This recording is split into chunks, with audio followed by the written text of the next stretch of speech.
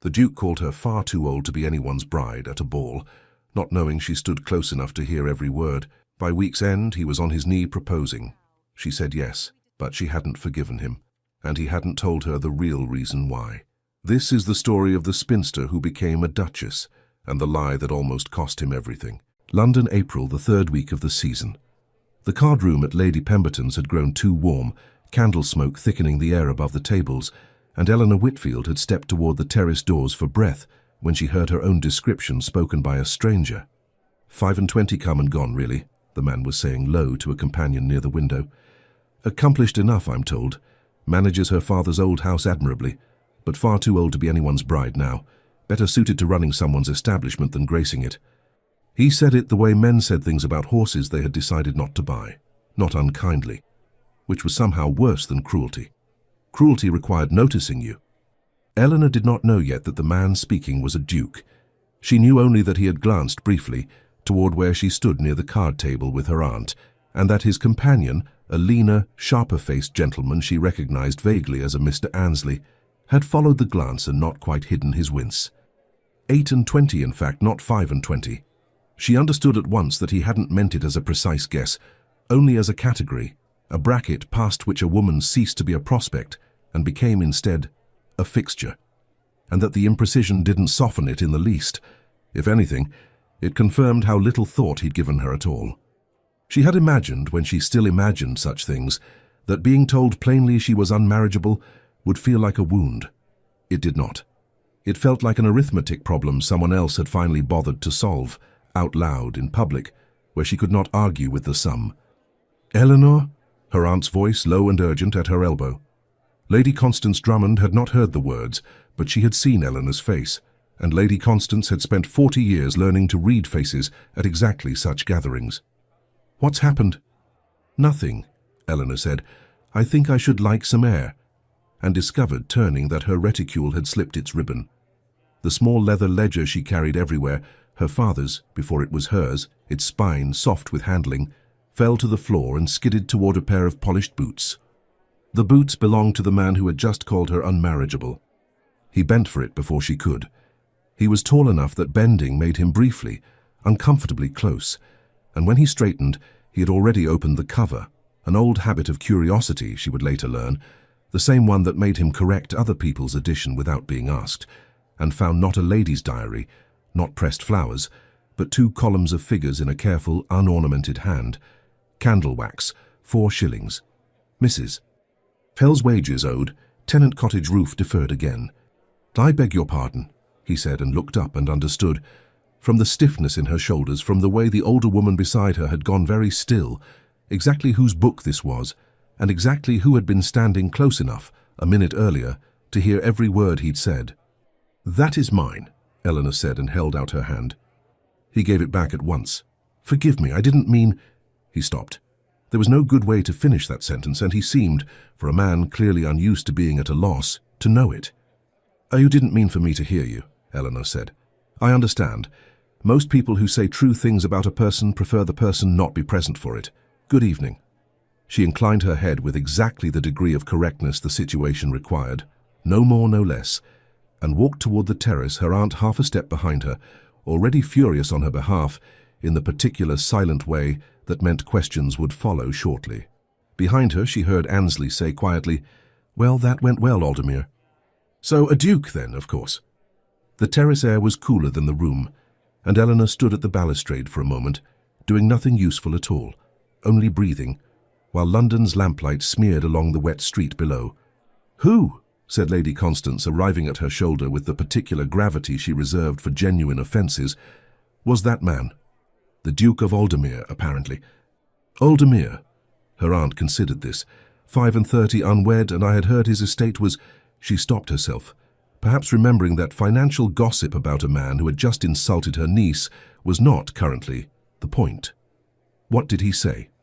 Eleanor told her. Not all of it. She found, recounting it, that some of the words refused to come out of her mouth twice, but enough.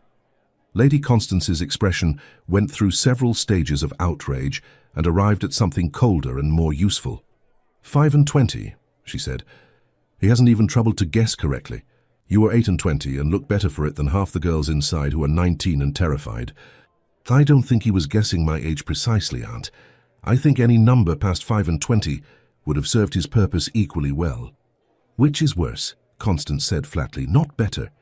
And Eleanor found she had no argument against that either. Below them, a door opened onto the street and laughter spilled out with it. Henrietta's laughter, unmistakable, bright and unguarded, as she emerged on the arm of some young gentleman Eleanor didn't recognize. Both of them flushed from dancing. Eleanor watched her sister for a moment with the specific tenderness of someone watching a thing they have paid for and cannot regret the cost of. She is enjoying herself, Constance observed. She is meant to be. And you are meant to stand on terraces being informed of your own obsolescence by peers of the realm. Constance's mouth thinned. I do wonder, Eleanor, when it will occur to you that you are allowed to want something for yourself in addition to wanting it for her. Eleanor didn't answer that. She had an answer. She had always had an answer since her father died and left 3 daughters and no dowries and a household that did not run itself. But saying it aloud felt like admitting a kind of defeat she preferred to keep private. Henrietta needed a season. Henrietta needed it more than Eleanor needed anything, because Henrietta was 19, and the world still had room to be generous to her, and someone had to manage the household accounts closely enough that there was money left over for 2 new gowns and the right sort of gloves. I should find Henrietta, she said instead. It grows late. The next morning brought calls, the particular ritual of London mornings, where half of Mayfair appeared to spend 2 hours visiting the other half to discuss things that had happened the previous evening, as though the evening itself had not been sufficient. Eleanor was not at home to receive anyone. She was instead at the small writing desk in the rented house's back parlour, the ledger open before her, attempting to make £4 behave like 6. Henrietta's new gloves had been a frivolous purchase, and Eleanor did not regret it and also could not strictly afford it, and these 2 facts sat side by side in the same column without resolving each other. A card, Miss Whitfield. The maid Sarah held it out with the particular care one used for unexpected callers of consequence. Eleanor took it and felt something in her chest go very still. His Grace the Duke of Aldermere. He's come himself, she asked, not merely left the card. He's in the front room, miss, with your aunt. Of course Constance had let him in. Constance would have let in a duke who'd called her niece a horse past selling, purely for the satisfaction of watching him explain himself. Eleanor smoothed her skirt, closed the ledger out of habit, though there was no one here to see its contents but herself, and went to find out what a man said the morning after being caught at his own cruelty. He stood when she entered, which was correct, and looked, she noted with some private and ungenerous satisfaction, distinctly uncomfortable, which was deserved. Miss Whitfield, he bowed. Up close in daylight, he was younger looking than she'd assumed from the depth of his voice the night before. There was grey just beginning at his temple, the kind that came early to men who carried more than their years required. I've come to apologize, properly, not as I attempted last night, which I understand did not answer. It did not. I spoke carelessly. I had no right to discuss you in such terms, in any terms, to anyone, and certainly not within hearing of— He stopped himself, visibly reconsidering the sentence, and chose a different one. I am sorry for it, entirely. Lady Constance, seated near the window with her embroidery held up as a thin pretense of occupation, said nothing, which from Constance was its own form of commentary. Your apology is noted, Your Grace. Eleanor remained standing, which kept the visit shorter by unspoken agreement. Was there anything further? I had hoped— He paused again. He seemed, she thought, like a man accustomed to delivering decisions rather than negotiating them, and finding the second skill considerably less developed than the first. I had hoped we might begin again, as acquaintances. London is not so large a place that we shan't continue to meet, and I should prefer we did not do so as enemies. We are not enemies, Your Grace. Enemies generally think enough of one another to bear ill will. You and I had not met before last night. You formed an opinion of me from across a room based on nothing, and were good enough to share it with a friend. I don't require an apology for that so much as I require nothing further from you at all. That, I think, would suffice quite well. It was, she was aware, a sharper thing to say than strict good manners allowed. She watched it land, a small tightening around his mouth, not anger exactly, something closer to a man recalibrating an estimate. That's fair, he said finally. More than fair. He picked up his hat. I'll trouble you no further, Miss Whitfield. Lady Drummond. A bow to each of them, correctly apportioned, and he was gone. The door had not fully shut before Constance lowered her embroidery. Well, he took that better than I expected from a man who insults women for sport. I don't think he insults women for sport, Eleanor said, surprising herself with the fairness of it.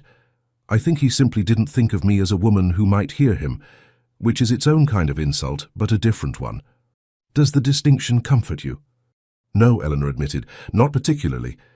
They met again 4 days later, at a recital neither of them had chosen to attend in the sense of choosing. Constance and the Dowager Duchess of Aldermere had, it emerged, known each other 30 years, and conspired, in the specific manner of older women who enjoyed engineering things they would never admit to engineering, to share a box. Eleanor discovered this only on arrival, when she found herself being seated beside the Duke, with the practiced inevitability of someone who has just realized the trap closed several minutes before she walked into the room. "Your mother and my aunt," she said by way of greeting, "appear to be friends." "They are old friends," he said, with the air of a man who had also only just discovered the implications of this fact. "I'm told they were at school together. I had no notion until this morning that this extended to seating arrangements." "Nor I." They sat through the first piece, a soprano competent over long, in the particular silence of two people determined not to make the situation worse by speaking. It was the Dowager Duchess who broke it, leaning across during the interval to ask Eleanor, with evident and unfeigned warmth, after her sister's progress this season, and Eleanor found herself answering at greater length than she'd intended, because the Dowager Duchess listened the way few people in London bothered to. "She is enjoying it very much, ma'am. I confess I worried she would find town overwhelming, but she's taken to it better than I ever did." "You did not enjoy your own season?" he asked. It was the first thing he'd said unprompted since they'd sat down. "I had one season, Your Grace, 9 years ago, when I was but just 19, later than most on account of my mother's illness that year, and I spent most of it doing sums in my head to determine whether we could afford to stay in town past May. I don't recall enjoying it so much as surviving it creditably." "And now?" "Now I do the same sums for Henrietta's season instead of my own, which I find considerably less stressful, since the outcome matters more and concerns me less personally." He looked at her for a moment, with an expression she couldn't immediately place. Not pity, which she'd have refused, but something closer to genuine interest, the look of a man encountering a fact that didn't fit his existing ledger of her. "That's a very particular kind of selflessness," he said, "or a very particular kind of evasion. Perhaps it's both." She didn't elaborate, and the soprano returned before he could press further, which she was on the whole glad of. It was a week after that, at her aunt's regular Thursday at home, that Eleanor first saw something in him that complicated the simple shape she had assigned to his character. A chandler had come to the door agitated, asking for the lady who sorts these matters. He had, it transpired, gone first to the Hartleys' own house 2 doors down, found it shut against him by a footman with firm instructions, and been told by a sympathetic housemaid there that Miss Whitfield at Lady Drummond's had a reputation in the street for talking sense into people who owed money and people who were owed it alike. He had come on that recommendation alone, uncertain of his welcome, and Eleanor, recognizing the particular tone of a man who has been patient for exactly as long as patience served him, stepped into the front hall before her aunt's footman could turn him out for the impertinence of calling at all. "You're owed for the Hartleys' candles," she said. Not quite a question. "6 weeks, miss, and I've a family to feed same as anyone. I'm told you might know how a man goes about it, without losing his trade over the asking. I'm not the Hartleys, and I can't pay their debt for them. But I can tell you Mrs. Hartley does her marketing on Tuesdays at the Burlington shops, and I'd wager you'd have better luck presenting your account there, civilly, in front of her acquaintance, than calling at a door that's already been shut on you twice. People settle accounts faster when there's an audience for the alternative, and it costs you nothing to try it." The chandler considered this with the slow respect of a man unaccustomed to being given useful information instead of either money or excuses. That's good sense, miss. Thank you." "Don't thank me. Thank Tuesday." She turned back toward the drawing room and found Julian standing just inside the doorway, having clearly witnessed the entire exchange, with an expression she had genuinely not seen on him before, something unguarded, faintly startled, as though he'd walked in expecting one room and found a different one entirely furnished. "You handled that," he said, "like a man of business." I handled it like someone who's spent 18 months learning that most disputes about money are really disputes about being ignored. He didn't want a guinea from me. He wanted to stop being invisible. Give a man a strategy instead of a sermon, and he generally goes away satisfied. I've a steward who could learn from you. Your steward, she said with the faintest edge, presumably has a salary for the privilege of learning it himself. He laughed, a real laugh, short and startled out of him, and she realized she had not in their previous 2 encounters heard him laugh at all, and that it changed his face considerably, made him look less like a duke and more like a man roughly her own vintage who had simply forgotten for a moment to be careful. She returned the favor of being startled 3 days later, in Hyde Park, at the fashionable hour, her maid trailing a discreet 10 paces behind with the particular patience of a servant, well accustomed to her mistress's habit of walking faster than the conversation required.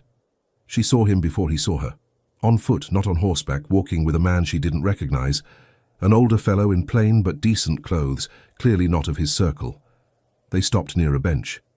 He said something low. The older man shook his head, protesting.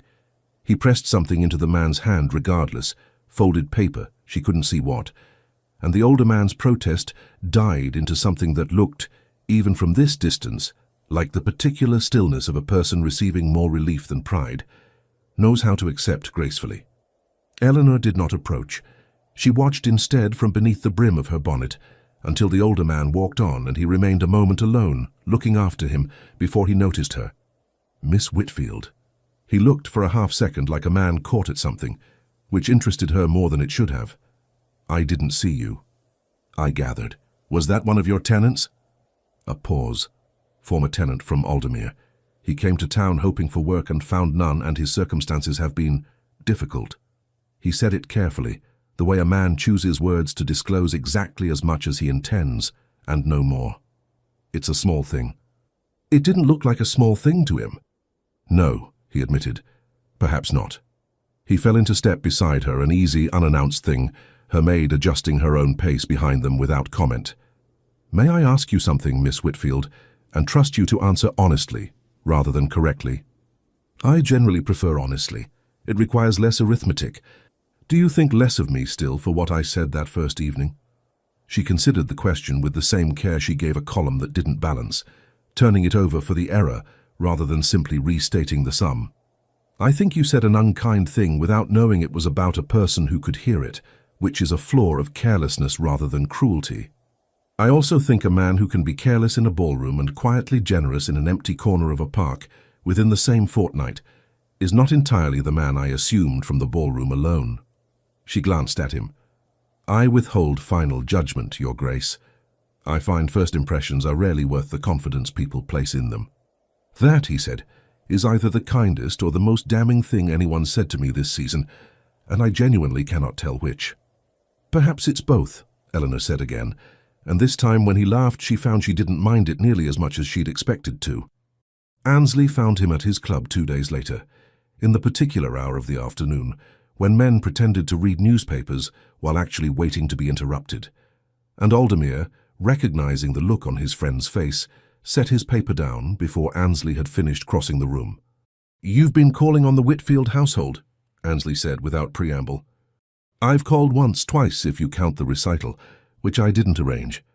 3 times by my count, and I include this morning's encounter in the park which I had from your own mother, who had it from Lady Drummond, who appears to find the whole business delightful. Annesley sat without being asked. Aldermere, I say this as your friend and not your conscience. You cannot afford to be delightful about a woman with no dowry. I'm aware of my own finances, Robert. Are you aware that the East Wall wants £400 you don't have?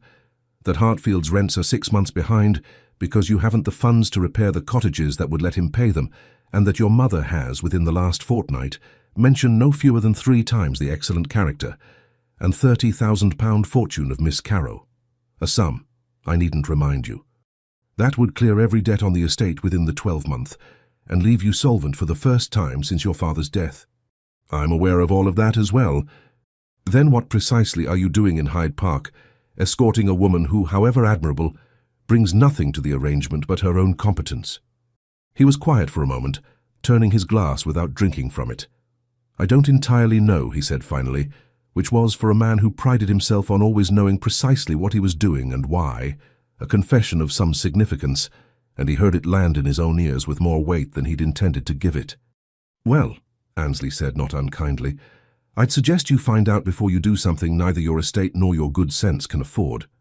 The Whitfield sisters' youngest, Margaret, 12, and largely exempted from the season's demands on account of her age, had taken to greeting Eleanor's returns from any outing with an inventory of questions, and that evening was no exception. "Was the Duke very tall?" she asked, perched on the end of Eleanor's bed while Eleanor unpinned her hair. "Margaret, where on earth did you hear about the Duke? Henrietta says Aunt Constance says he calls on you constantly, and it's terribly romantic and you pretend not to notice." "Henrietta," Eleanor said with feeling, "talks a great deal for someone who is meant to be conserving her energy for dancing." She set down her hairpins. "He is tall. He is also a duke, with a great many responsibilities, and very little time for romance, terrible or otherwise, and you mustn't let your sister's imagination run away with either of us." "But you like him," Margaret said, with the devastating directness of a child who has not yet learned that some questions are meant to be deflected rather than answered. Eleanor met her own eyes in the looking-glass for a moment before answering. "I think," she said carefully, "that I find him more interesting than I expected to. That isn't the same thing as liking him, and it certainly isn't the same thing as anything Henrietta's imagining."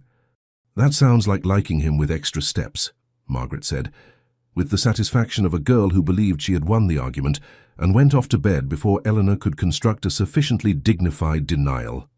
Henrietta herself raised it more gently the following morning, while they walked to the milliner's for the ribbon that would, with luck, make last year's bonnet pass for this year's fashion. "You don't have to be careful with me about it," Henrietta said, apropos of nothing, threading her arm through Eleanor's. "The Duke, I mean. I know you think I don't notice things, but I notice that you've stopped doing your sums at breakfast since the recital. You used to bring the ledger to the table. You haven't, not once this week." Eleanor considered denying it, and found she didn't have the energy. "I don't know what there is to notice, Henny. He's a duke. I'm the daughter of a dead gentleman with no dowry to speak of, and 2 sisters depending on me to manage what little we have sensibly. Whatever this is, whatever it looks like from the outside, it cannot become anything because the numbers don't permit it, and I have spent 18 months learning not to want things the numbers don't permit." "That sounds," Henrietta said with more shrewdness than Eleanor generally credited her with, "like something you've decided rather than something that's true. Sometimes those are the same thing, when you've decided carefully enough." Henrietta didn't argue further, but she held Eleanor's arm a little tighter the rest of the way to the milliner's, and Eleanor let her, and didn't examine too closely why she found the gesture more comforting than she expected to. The card party 3 evenings later was Lady Constance's idea entirely. A small gathering at a friend's house, low stakes, the kind of evening where a duke and a dowryless spinster might reasonably find themselves seated at the same table without anyone remarking on it as significant, which was, Eleanor suspected, precisely Constance's intention. They were partnered by the deal of the cards, not by design, or so Eleanor told herself, watching Constance's expression of studied innocence across the table and believing perhaps 40% of it. "They play to win," he observed after their 3rd consecutive hand, watching her discard with the same unhesitating precision she brought to a household ledger. "I play to finish quickly.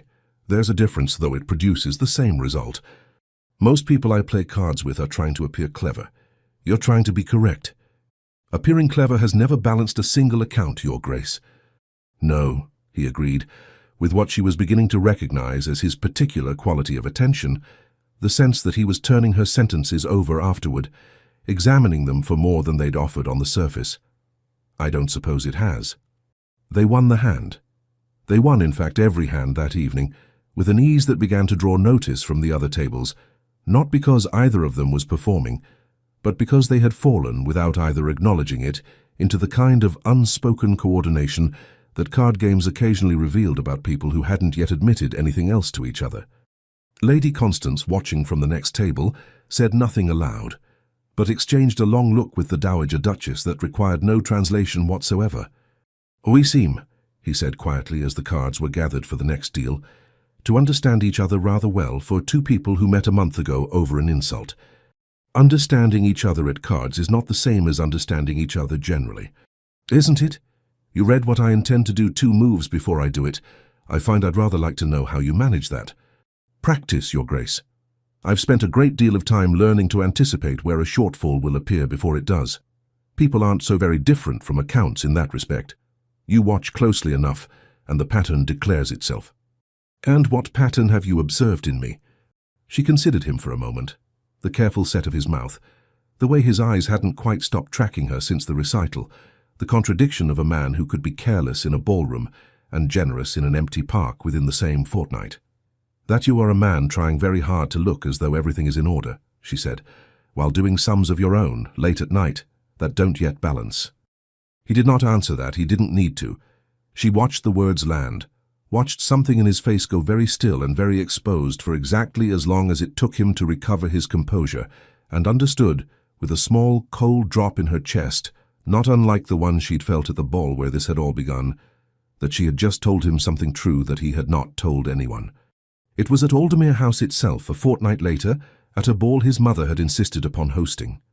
The first he had given since his father's death, a fact that carried its own weight among the guests, who arrived equal parts curious about the rooms and curious about the man who'd inherited them, that things stopped being able to continue as they had been. Eleanor had not meant to wander from the ballroom. She had meant, in fact, to do nothing more adventurous than find a window with air in it, away from the crush. For the space of one dance, she didn't wish to sit out, by looking as though she minded sitting it out.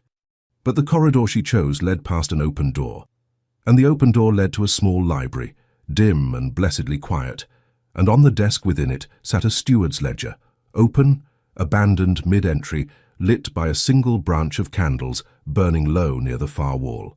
She should not have looked. She looked anyway. The particular weakness of a mind trained for 18 months to find numbers and worry at them like a loose thread, and found within 30 seconds an error. A column of tenant rents that didn't sum correctly against the total carried forward. A difference of some £11 vanished into bad arithmetic rather than bad faith, the kind of mistake an overworked steward made at the end of a long day and never caught. She had a pencil in her reticule. She always had a pencil in her reticule. She had settled into the chair behind the desk to correct the figure.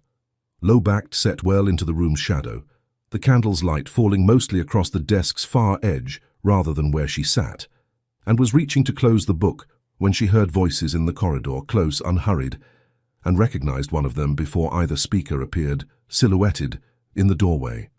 Neither glanced fully into the room. Men in earnest conversation rarely look anywhere but at each other, and the library from where they stood would have read as empty and dim, the candle's glow the only thing visible from the threshold.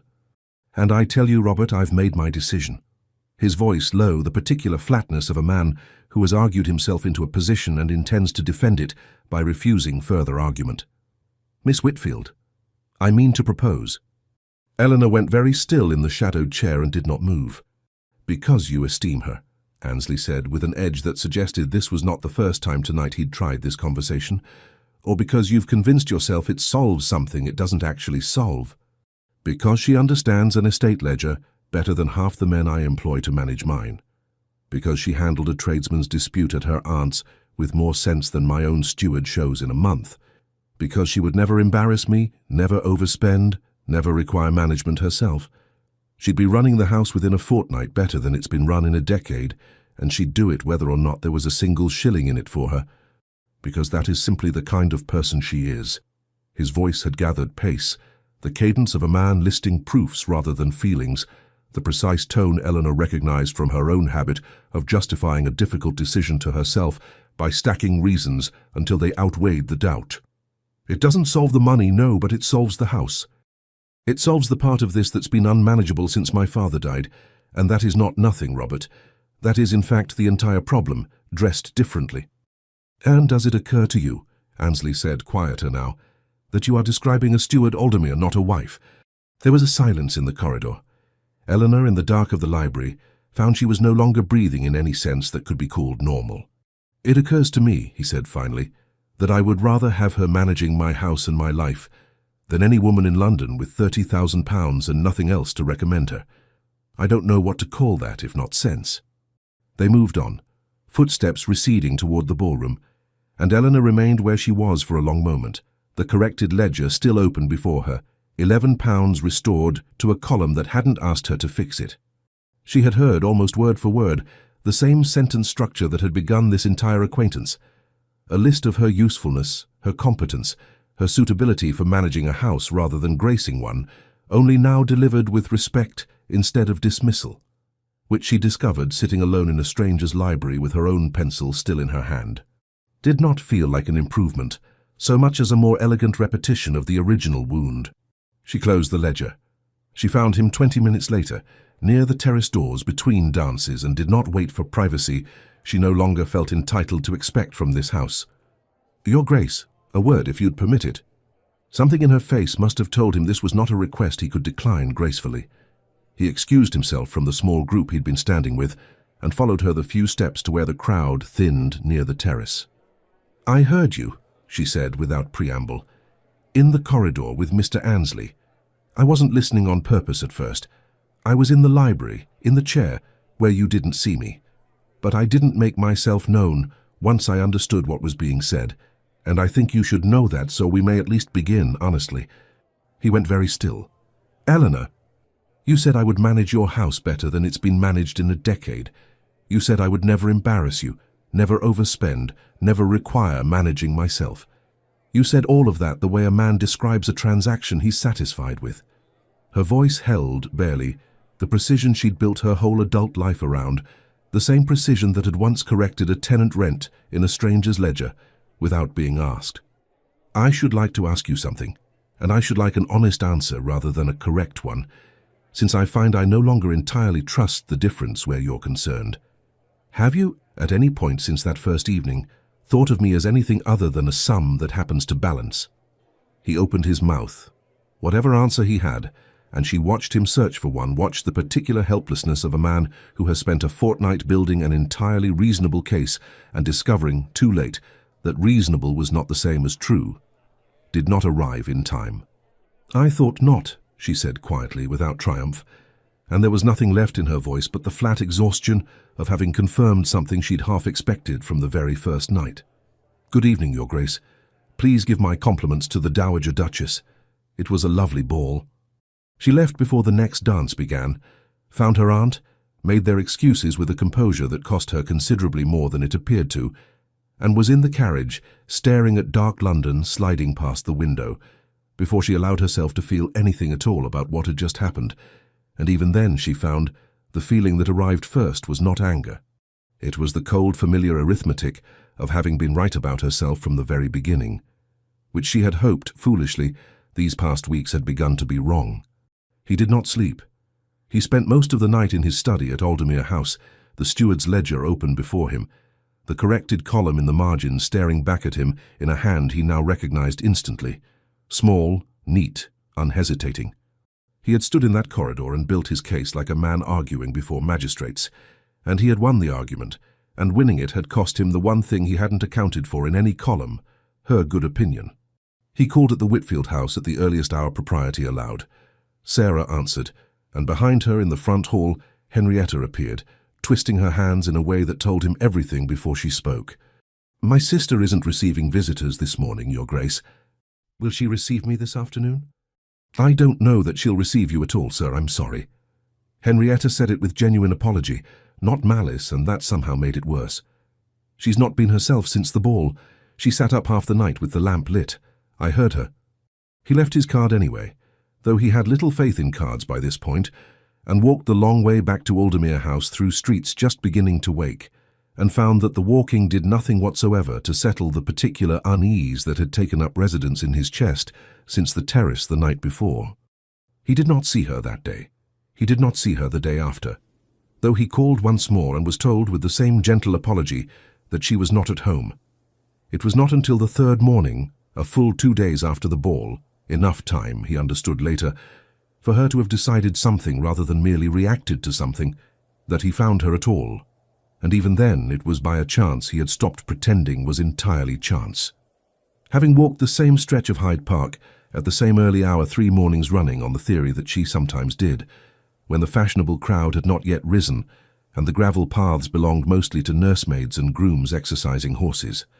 She was there finally, her maid trailing the customary discreet distance behind her, both of them walking at a pace that suggested Eleanor had set out to tire herself into calm rather than to enjoy the morning.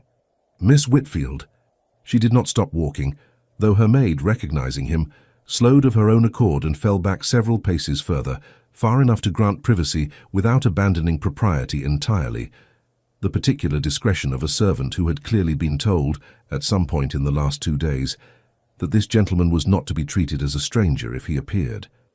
"Your Grace, I find I haven't the appetite for this conversation." "Then permit me to have it without you needing to say anything at all.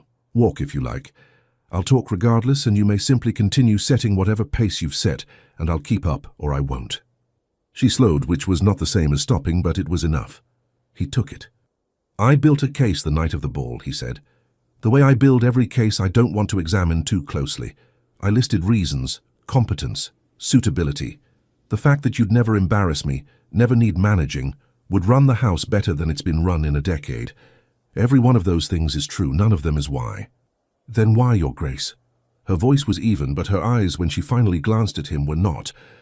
"Because since the night your ledger fell open in my hands, I have not been able to stop thinking about you, and that frightened me considerably more than my debts do. My father never once let a person matter more to him than a column of figures. Not my mother, not his tenants, not in the end me. I built my whole understanding of myself around not becoming that man. And then I found myself doing exactly what he would have done, except worse because I did it to you specifically. I dressed wanting you in the language of needing you, because needing was safer to admit to than wanting. I have spent 2 days trying to find a way to say that to you which didn't sound like another piece of arithmetic, and I find there isn't one. There's only the plain version. I am sorry. Not for an apology's sake.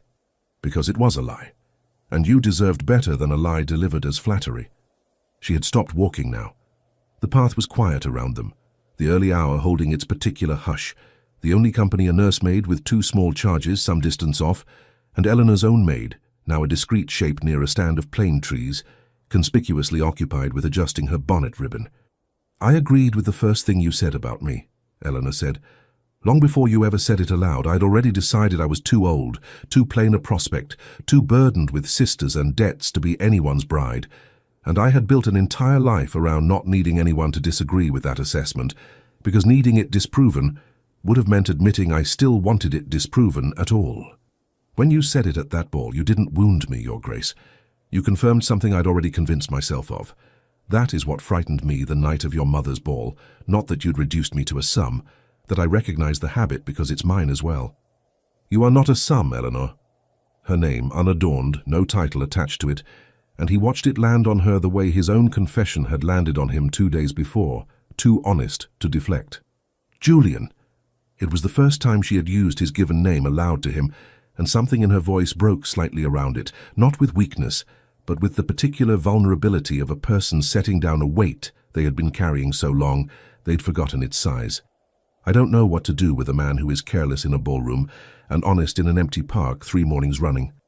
"Then let me be honest somewhere a little less exposed than the middle of a public path," he said, glancing with the instinct of a man who had spent 2 days thinking about precisely this problem toward the stand of plane trees a little off the gravel, where a low hedge and the trees themselves made a kind of green alcove, half screened from the path, the sort of place a lady might pause to retie a bonnet ribbon without anyone thinking twice of it. "Walk with me there a moment. Your maid can see us well enough to satisfy propriety, and no one on the path can." She went. It was, she understood even as she did it, its own small declaration, that she trusted the screen of trees more than she distrusted her own judgment, which was a different thing entirely from the unguarded recklessness either of them might once have accused the other of. "I think," he said, once they had stopped, half shielded by hedge and leaf, her maid a discreet, dutifully turned-away shape some yards off, "I have been in love with you since the night you corrected a stranger's ledger out of habit rather than vanity, and I am done pretending otherwise to either of us." She looked at him for a long moment, the same look she gave a column that wouldn't balance searching for the error, except this time he understood she found none.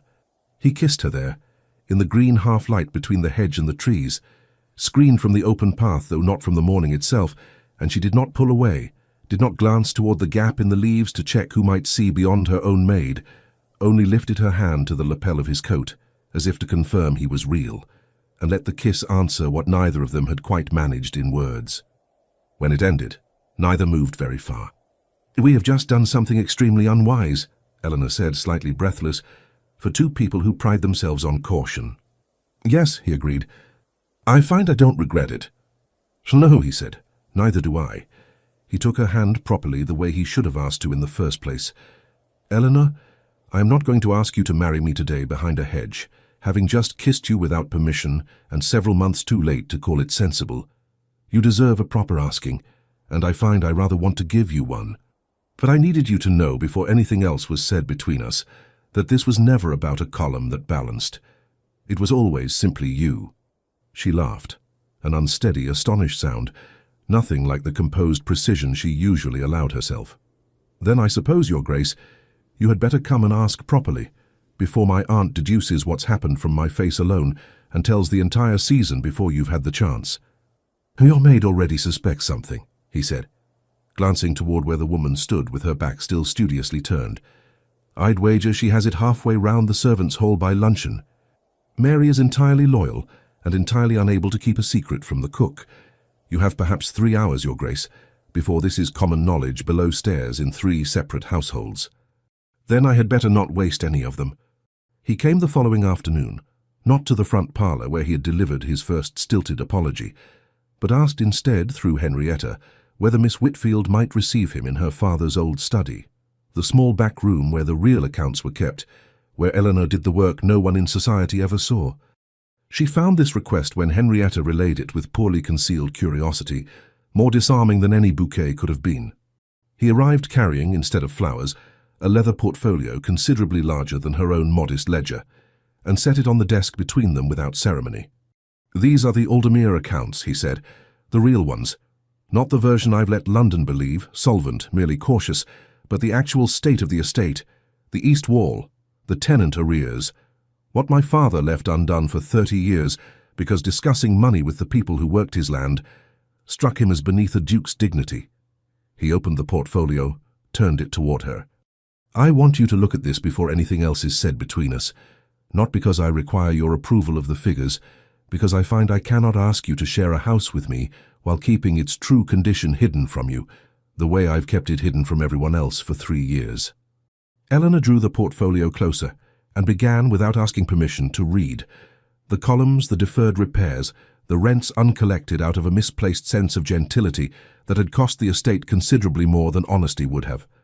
She read for several minutes in complete silence, and Julian, watching her, found he had never in his life waited so anxiously on anyone's opinion of a balance sheet. "Your steward has been carrying the east wall repair forward for 2 years without revising the estimate," she said finally. "Materials have risen since then. It will cost considerably more now than it would have if you'd done it the first year you noticed." "I'm aware." "And Hartfield's cottages. If you repaired them even partially before autumn, his arrears would resolve themselves within the year, because the man cannot pay rent on a roof that lets in weather. You're holding the debt as a problem when it's actually a symptom."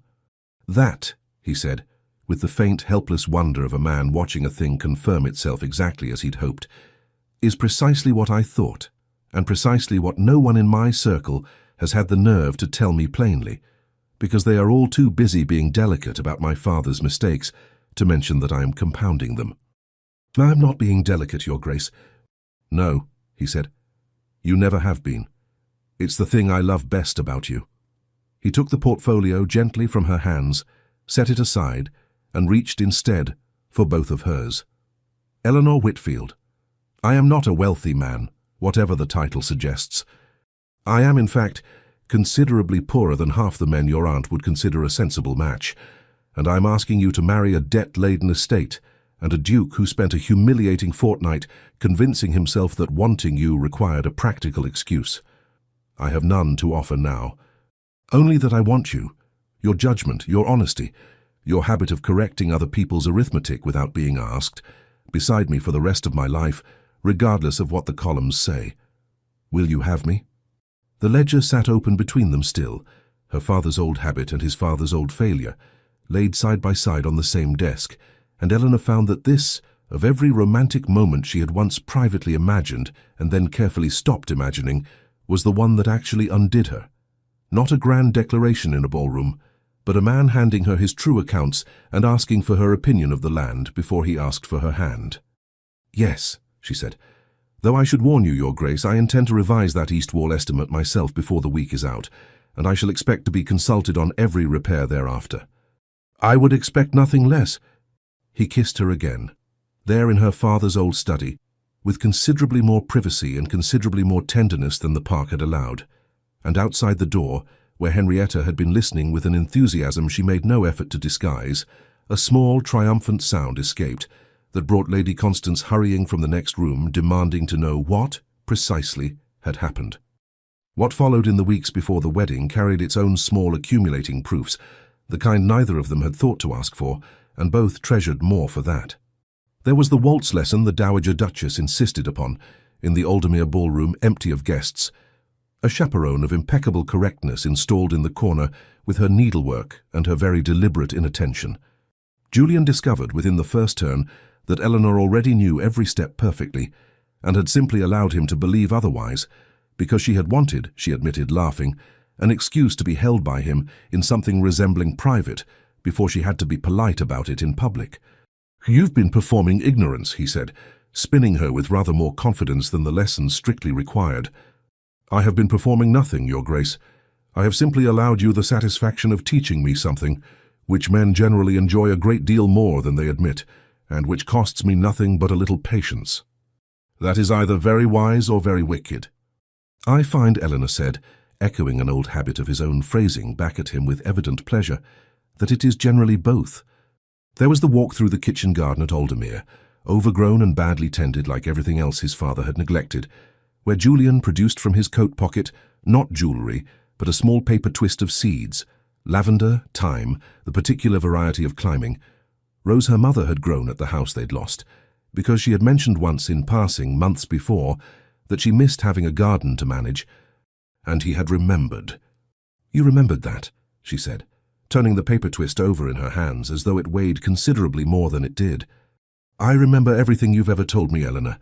I simply took rather longer than I should have to admit that I'd been listening." There was an afternoon a week before the wedding, when Margaret was permitted to visit Aldermere for the first time, and spent the better part of 2 hours interrogating the head gardener about the proper depth for planting bulbs, a subject in which she had developed a sudden and intense interest, entirely on the strength of having heard her elder sister discuss the kitchen garden at the breakfast table 3 mornings running. Eleanor watched her younger sister trail the gardener down the rows with a notebook, borrowed from the estate study, and found herself unexpectedly near tears at the sheer ordinariness of it. A child given the freedom to be curious about something that cost nothing and demanded nothing, simply because the house had room for it now. There was Lady Constance's grudging approval, delivered in the form of an entire afternoon spent interrogating Julian about estate management with the rigour of a woman conducting due diligence on her niece's behalf, concluding finally, "Well, you'll do, I suppose, Aldermere," which from Constance constituted an endorsement warmer than most mothers managed for their own sons-in-law. And there was the Dowager Duchess's quiet mention, over tea one afternoon when Eleanor was elsewhere, of Miss Carrow's £30,000 and excellent family, raised gently, without pressure, the obligation of a mother who wished to be certain her son had considered every option before committing to the harder one. "I have considered it, Mother," Julian said. "I considered it for exactly as long as it took me to remember that I don't want an excellent family or a fortune that would solve everything and require nothing of me in return. I want Eleanor. The estate will manage as estates generally do, given attention and patience, and an honest hand at the books. I find I'm no longer willing to trade either of those for ease." The Dowager Duchess studied her son for a long moment, searching, Eleanor would learn later, for the exact thing she found, a steadiness she had not seen in him since his father's death, and said only, "No, I don't suppose you are," and never raised Miss Carrow's name again. Annesley, for his part, held out longest, cornering him once more at the club with the particular stubbornness of a man who disliked admitting error. "For you're certain," he said, "truly certain, not merely certain because the alternative is admitting you spent a fortnight arguing the wrong case to me directly.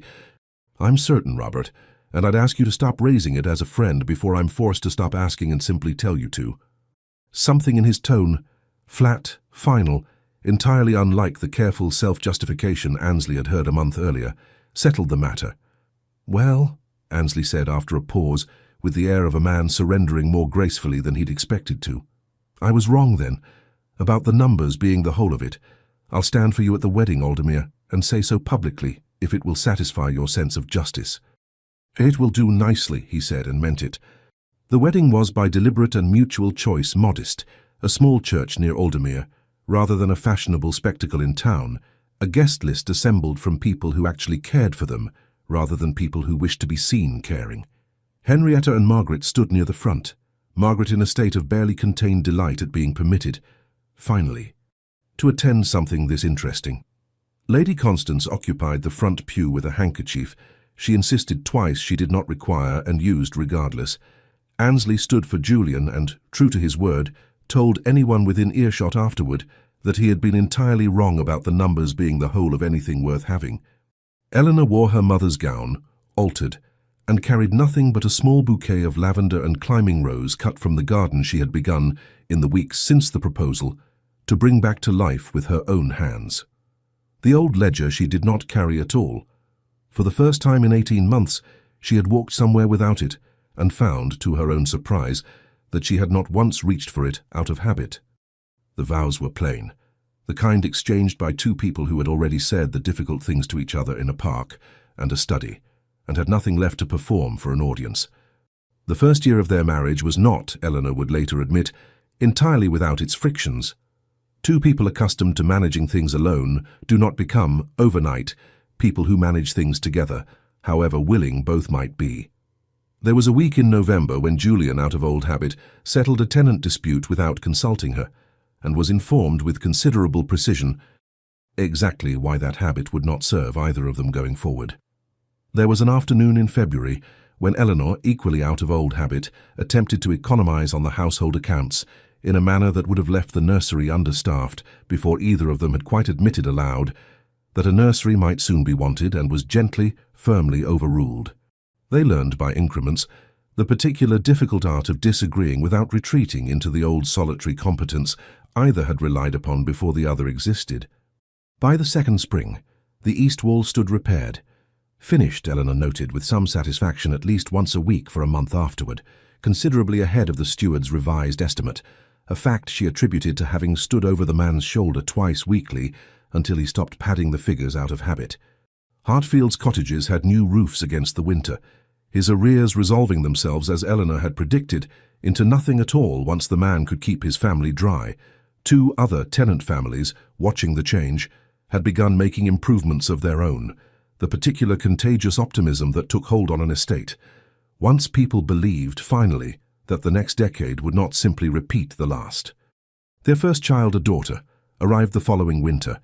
Frances, named for no one in particular except that both of them had liked the sound of it, born during a snowstorm that left half the household stranded and the other half remarking, for years afterward, on how characteristically the new Duchess had spent the first hours of her own labour dictating instructions for the tenants' Christmas baskets to a harried housemaid between contractions, on the theory that the cold snap made the need more urgent, not less.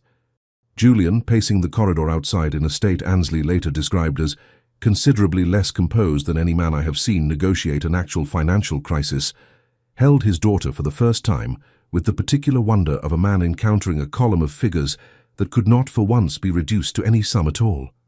A son followed 2 years after, Thomas, sturdy and serious from his first week, possessed of his mother's habit of studying a room before speaking in it, and his father's habit, once he did speak, of saying precisely what he meant. Margaret, by then 17 and herself approaching her first season, with considerably more confidence than Eleanor had ever managed at the same age, declared herself an aunt of unusual talent and spent a full summer teaching her small nephew to identify birds in the Aldemir Gardens, with a patience that surprised everyone in the household, not least Margaret herself.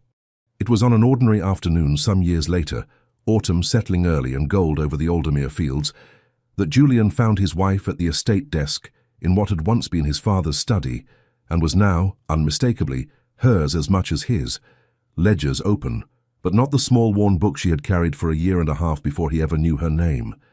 That one sat retired on a shelf nearby, its spine softer than ever, its work long finished, replaced on the desk before her now by the household book they had begun together on their wedding day. Combined accounts, his hand and hers in alternating entries, a record of a single shared life rather than two careful separate survivals. Beside it lay a half-finished letter to Frances, away at her grandmother's for the fortnight, and a child's drawing of what appeared, with some generosity of interpretation, to be the east wall, signed with a confident, uneven Thomas along the bottom margin. "You're doing sums again," Julian said, leaning in the doorway a moment simply to watch her. The particular satisfaction of a man who had spent 3 years believing his estate's only salvation lay in a fortune he didn't have, and had found instead exactly what he needed in a woman who'd never had one. "I recognize the expression. I'm always doing sums, Your Grace. It's the one habit marriage hasn't cured, and I notice you've stopped trying. I find I don't want it cured." He crossed the room, leaned against the edge of the desk beside her, and glanced at Thomas's drawing with the particular gravity of a man giving a child's artwork the serious consideration it had been produced to receive.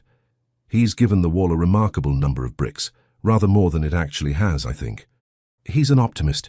He gets it from neither of us, which I find encouraging." She set down her pen at last and looked up at him. "Do you know, I told a man once that you were far too old to be anyone's bride." "I recall the occasion vividly. You did not, in fact, say that. I said it, and got your age wrong in the process, which you have reminded me of on no fewer than a dozen occasions since." "I was speaking generally, Your Grace. Allow a woman her revisions." She tipped her face up as he bent toward her, and he took her hand, ledger pen and all, and pressed a kiss to her knuckles with the easy, unhurried tenderness of a man no longer performing love for an audience, but simply living inside it. "You were never too old to be anyone's bride, Eleanor. You were only ever waiting for someone with the sense to notice you'd already become something better than a bride. A partner. The only account I've kept this past several years that's ever truly balanced." "That," Eleanor said, "is the truest compliment you've ever paid me, Julian, and I should tell you I intend to hold you to it for the rest of our lives." "I should expect nothing less," he said, and meant it. Outside the window, the Aldermere fields lay green and mended in the last of the autumn light, the east wall standing solid against weather it would no longer let in, 2 children's voices carrying faintly from the garden where Margaret was, by the sound of it, losing an argument with Thomas about whether a particular bird was a thrush or merely a very ambitious sparrow, and every column at last accounted for. Don't forget to like and subscribe, or at least leave a comment if you enjoyed the story.